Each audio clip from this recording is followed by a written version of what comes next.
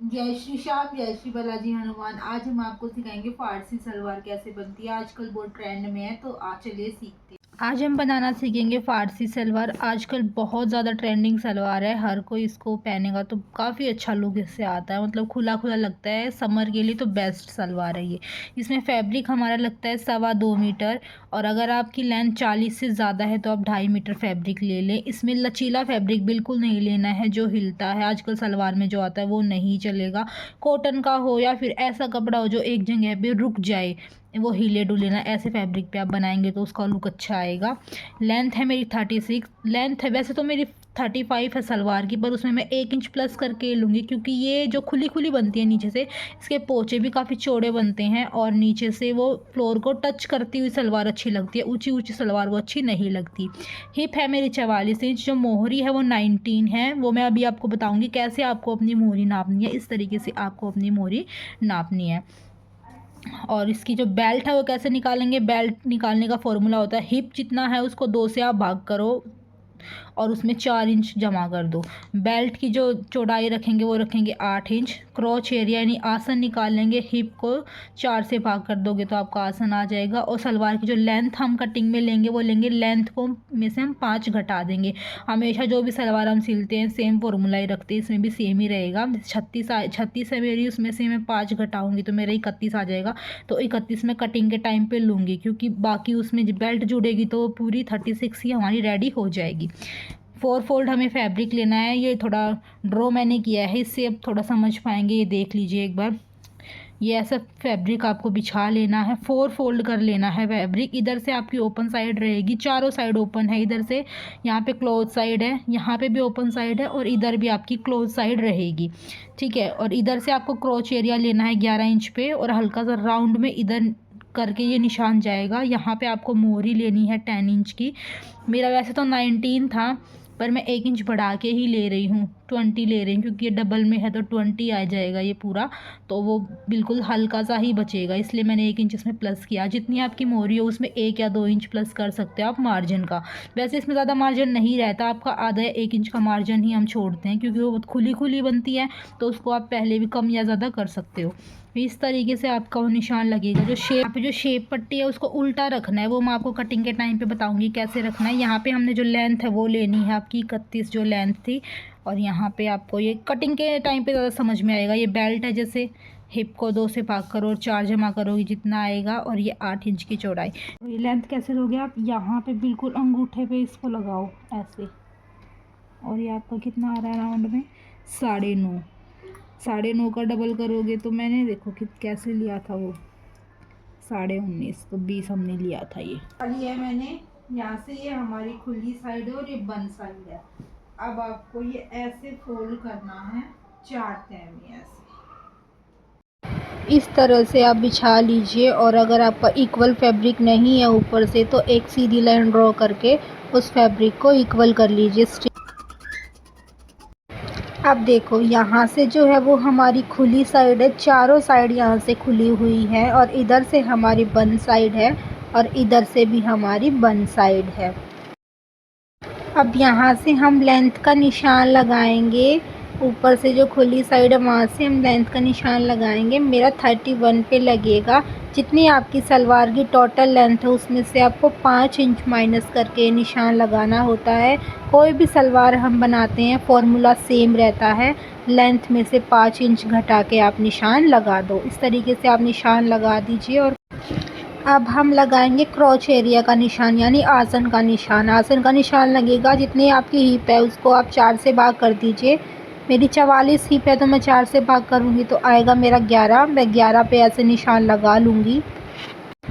अब हमें क्या करना है, इधर से हमें लगाना है अपनी मोहरी का निशान। मेरी 20 इंच की मोहरी है तो मैं उसका आधा करूँगी और 10 इंच पे एक निशान ऐसे लगा दूँगी। अब आपको यहाँ नीचे से आसन की तरफ मिला देना है। वैसे तो हम शेप पट्टी को इस तरीके से रखते हैं जब हम प्लाज़ो या अफ़गानी सलवार की कटिंग करते हैं या पैंट की कटिंग करते हैं, पर इस सलवार में हमें शेप पट्टी को इस तरीके से रखना है। आप शेप पट्टी ध्यान से देख लीजिए, और आसन की तरफ से गोलाई में निशान लगाना है। इस तरीके से आप शेप पट्टी को रखिए और ऐसे निशान आप लगा दीजिए। यहाँ से आप गोलाई ज़रूर कर दीजिएगा। और उसके बाद आपको क्या करना है, मोहरी की तरफ से 1 इंच ज़्यादा निशान लगाना है और उस निशान को आसन की तरफ आते आते बिल्कुल ऊपर तक मिला देना है। आसन की तरफ से 2 इंच से वो निशान बिल्कुल स्ट्रेट ही रहेगा जो कि वो पहले निशान था, और उसके बाद ही आपका निशान बढ़ते बढ़ते वो 1 इंच तक जाएगा। और आप ऐसे आप कटिंग कर लीजिए यहाँ पे।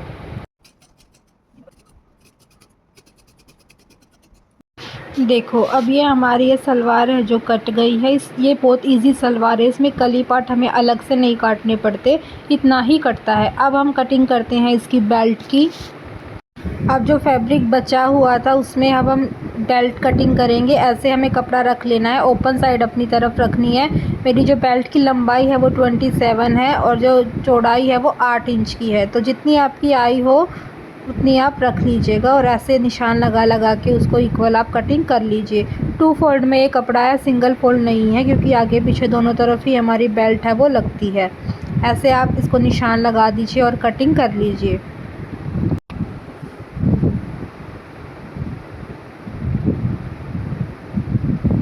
ये आपकी जो बेल्ट है वो कट हो चुकी है और ये आपकी सलवार है वो कट हो चुकी है। अब आपको ऐसी सलवार लेनी है और दोनों आसन है वो स्टिच कर लेने हैं। सीधी साइड आपको अंदर रखनी है, उल्टी साइड आपकी बाहर की तरफ रहेगी। ऐसे ही आपको बेल्ट में करना है। देखो जो बेल्ट है उससे मैंने एक तरफ तो पूरा सिल दिया है उसको, और दूसरी तरफ से हम जैसे नॉर्मल सलवार में बनाते हैं वो चिड़िया, उसी तरीके से हम बनाएंगे। 1.5 इंच ऊपर से हमने छोड़ दिया है नेफे के लिए, और नीचे हम डबल सिलाई लगा लेंगे। डबल सिलाई लगानी है ताकि वो खुले ना, ठीक है। उसके बाद आपको क्या करना है, उसके बाद देखो ये सिलाई हमारी लग गई है और इसको, ये उल्टा कपड़ा है, ध्यान रखना, ये जो मेरी तरफ है ये उल्टा कपड़ा है, और इसको ऐसे वी शेप में बना देना है और एक सिलाई आपको ऐसे लगा देनी है। इस तरीके से आप सिलाई लगा लीजिए। उसके बाद आपको बेल्ट को सीधा कर लेना है और ऊपर से 1.5 इंच पर पूरी बेल्ट पे निशान लगा देना है। चारों तरफ ये निशान आपका लगेगा और बेल्ट को ऐसे खोल लीजिए। ये बेल्ट की उल्टी साइड आ गई है और उसको ऐसे फ़ोल्ड कर लीजिए जैसे हम नॉर्मल सलवार में करते हैं। इस तरीके से ही आपको ये फ़ोल्ड कर लेना है 1.5 इंच के मार्जिन पे। मार्जिन आपका 1.5 ही रहेगा, छोटा बड़ा आपको नहीं करना है, ठीक है। और इस तरीके से पूरा राउंड में वो सिलाई आप लगा दीजिए। उससे आपके जो बेल्ट का नेफा है जहाँ से हम नाड़ा डालते हैं वो रेडी हो जाएगा। अब आप सलवार को ऐसे रख लीजिए, सीधी सलवार है और बेल्ट भी हमारी सीधी है। सेंटर का जो निशान है सलवार का उससे इधर की तरफ भी 4 इंच पे निशान लगाना है और दूसरी तरफ भी आपको 4 इंच पर ऐसे एक निशान लगा लेना है। सेम निशान आपको ऐसे बेल्ट पर लगाना है, 4 इंच पर इधर और 4 इंच पर इधर। अब जो सलवार है उसके दोनों तरफ आपको निशान लगा देना है। एक कट आपको इस कोने पे लगाना है और दूसरा कट आपको दूसरी तरफ दूसरे कोने पर आपको लगा देना है। अब आपको कॉर्नर से ऐसे 2.5 इंच पे एक प्लेट्स लगानी होंगी। ऐसे 2.5 इंच पे एक निशान लगा लीजिए और ये प्लेट इस तरीके से आपकी लगेंगी, एक तरफ भी और दूसरी तरफ भी सेम ऐसे ही वो प्लेट आपकी इस तरफ भी लगेगी। एक सिलाई आपको ऐसे लगानी पड़ेगी। देखो ऐसे आपको प्लेट लगा लेनी है और नीचे वाले कपड़े पर प्लेट नहीं लगानी है। ये एक ही कपड़ा है जो मैं प्लेट लगा रही हूँ, और जो प्लेट्स का मुँह है वो आसन की तरफ ही आपको रखना है। अब आपको इसमें प्लेट्स लगानी है। प्लेट्स कैसे लगेंगी, देखो जो साइड में हमने प्लेट्स लगाई थी उधर से हमें ऊपर वाला कपड़ा ही उठाना है, दोनों कपड़े साथ में नहीं उठाना। और इस तरीके से आसन की तरफ आपको छोटी छोटी प्लेट्स लगा देनी है, ज़्यादा बड़ी प्लेट्स इसमें नहीं लगानी, और इस निशान तक ही प्लेट्स आपकी लगानी है। इस तरीके से इस साइड लगाएंगे और दूसरी तरफ भी ऐसे ही लगाएंगे, पर उसका जो फेस होगा वो आसन की तरफ ही होगा। मतलब दोनों जो प्लेट्स होंगी वो एक दूसरे की तरफ फेस कर रही होंगी। इस तरीके से आपको प्लेट्स लगानी है। आइए मैं मशीन पे आपको लगा के दिखाती हूँ। देखो जो हमने सलवार में प्लेट्स लगाई थी ना, जो कॉर्नर पे 2 प्लेट्स थी, उसमें कई बार जो बिगनर होंगे वो क्या गलती करेंगे, वो दोनों पार्ट सिल देंगे। आपको सिर्फ ऊपर वाला पार्ट उठाना है और उसी में प्लेट्स लगानी है। इस तरीके से देखो जैसे मैं दिखा रही हूँ, ये ध्यान आपको ज़रूर रखना है। देखो इस तरीके से हमें प्लेट्स लगानी है। जो बड़ी प्लेट्स थी उस पर हमें रख लेना है और ये सीधी साइड है सलवार की। और इस तरफ आसन की तरफ ऐसे छोटी छोटी प्लेट्स आपको लगानी है, ज़्यादा बड़ी बिल्कुल नहीं लगानी, छोटी छोटी प्लेट्स आपको एक निशान जो हमने लगाया था 4 इंच का वहाँ तक आपको लगा देनी है। ऐसे आप प्लेट्स लगा लीजिए और निशान के बाद आपको सीधी सिलाई लगानी है, उसमें कोई चुन्नट या प्लेट्स आपको नहीं डालनी। ये आसन आ गया आपका और आसन से इस तरफ भी आपका 4 इंच पे एक निशान होगा, वहाँ तक भी आपको सीधी सिलाई ही लगानी है। सेम आपको इस तरफ प्लेट्स लगानी है, पर प्लेट्स का मुँह अब दूसरी तरफ आपका होगा आसन की तरफ। इस तरीके से आप इधर भी पूरी प्लेट्स लगा लीजिए, बड़ी प्लेट्स तक आपकी ये प्लेट लग जाएंगी। छोटी छोटी प्लेट्स लगाना, ज़्यादा बड़ी मत लगाना। अब हम बैक साइड में प्लेट्स लगाएंगे, 3-3 इंच पे प्लेट्स लगाएंगे। जितना आपका कपड़ा उतने पे लगा सकते हो, आप 2 पे भी लगा सकते हो और 3 पे भी लगा सकते हो। इस तरीके से आपको प्लेट्स लगानी है। बैक की प्लेट्स एक दूसरे की तरफ मुंह करना चाहिए उन प्लेट्स का, और बीच में वो सिलाई बिल्कुल सिलाई पर ही आनी चाहिए प्लेट्स, बीच में गैप नहीं होना चाहिए। ये देखो बैक की प्लेट्स है वो हमारी लग चुकी हैं।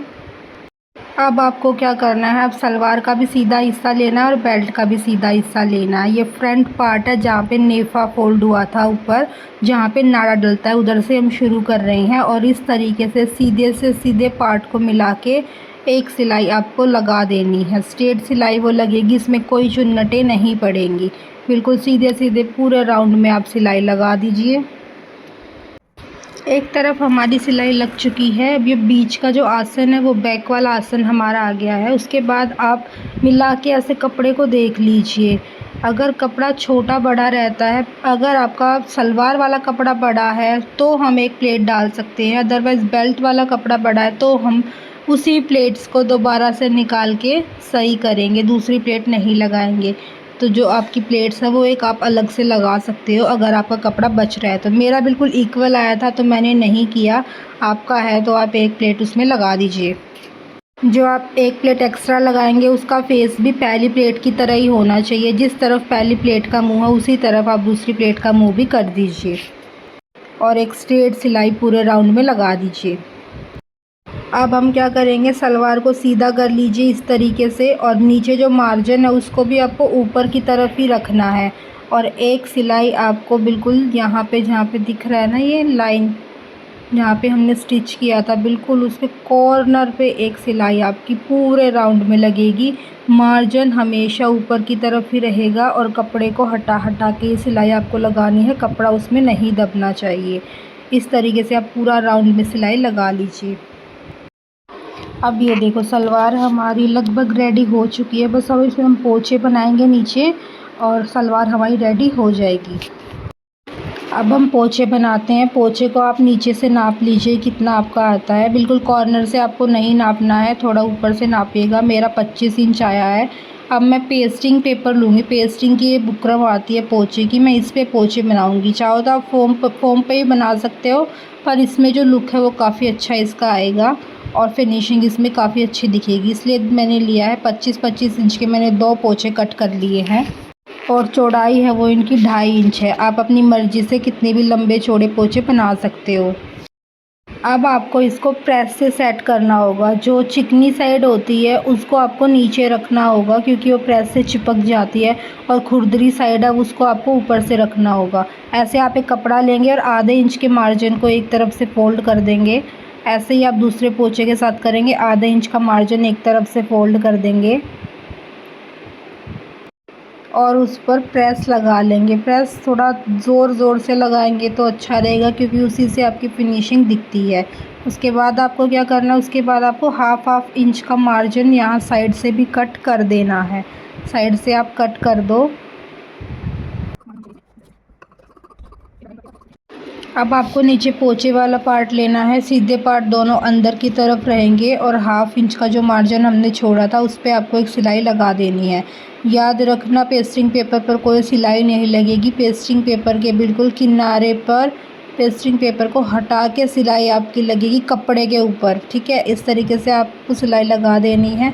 उसके बाद आप इस तरीके से कर लीजिए। ये रॉन्ग साइड है, रॉन्ग साइड में जो हमारा मार्जिन था उसको राइट हैंड की तरफ करके एक सिलाई आपको वहाँ पे भी लगा देनी है, ताकि वो सेट हो जाए और हिले ना, और फोल्ड करते वक्त बहुत ही ज़्यादा फिनिशिंग इससे आएगी। और धागे को कट कर लीजिए। उसके बाद आप इस पोंचे को अंदर की तरफ फोल्ड कर दीजिए उल्टी तरफ। फिर कॉर्नर पर एक सिलाई आप लगा लीजिए। 1/2 इंच के मार्जिन पर पहले सिलाई लगा लो या कॉर्नर पे लगा लो, आपकी मर्ज़ी है। अब जैसे हम पोंचे बनाते हैं वैसे ही हमें पोंचे बनाने हैं, जो हम नॉर्मल सलवार के बनाते हैं वैसे ही। उल्टी तरफ भी एक सिलाई आपकी कॉर्नर पे लगेगी, ताकि वो पोंचा बिल्कुल वहीं पे फिक्स हो जाए। इस तरीके से कपड़े को हटा के वो सिलाई आपको लगा लेनी है। जैसे नॉर्मल पोंचे बनते हैं वैसे ही आप बना लीजिए। वीडियो ज़्यादा लंबी हो जाएगी इसलिए मैं आपको नहीं दिखा रही हूँ। अब हम नीचे एक सिलाई लगाएंगे पोंचे पर। आपकी जितनी भी मोहरी हो उतना आप निशान लगा लीजिए। मेरी 10 इंच थी तो मैंने 10 इंच में निशान लगाया है। इस तरीके से आपको दूसरे पोंचे पर, दूसरी मोहरी पर भी ये निशान आपको लगा लेना है। और जैसे हम नॉर्मल सलवार में स्टिच करते हैं उस तरीके से ही करना है, बस इसमें हमने 2 इंच का मार्जिन एक्स्ट्रा नहीं लेना है। एक सिलाई आप पूरी इस पे ऐसे लगा दीजिए, आसन को मिला लेना। सलवार हमारी रेडी हो गई है। देखो साइड की प्लेट्स कुछ इस तरह से दिखेंगी, और पोंचे मैंने बिल्कुल सिंपल बनाए हैं लहरिया वाले, आप कैसे भी बना सकते हो। इसका लुक कुछ इस तरीके से आएगा। जय श्री राम, जय श्री बालाजी हनुमान। वीडियो पसंद आई हो तो शेयर करें।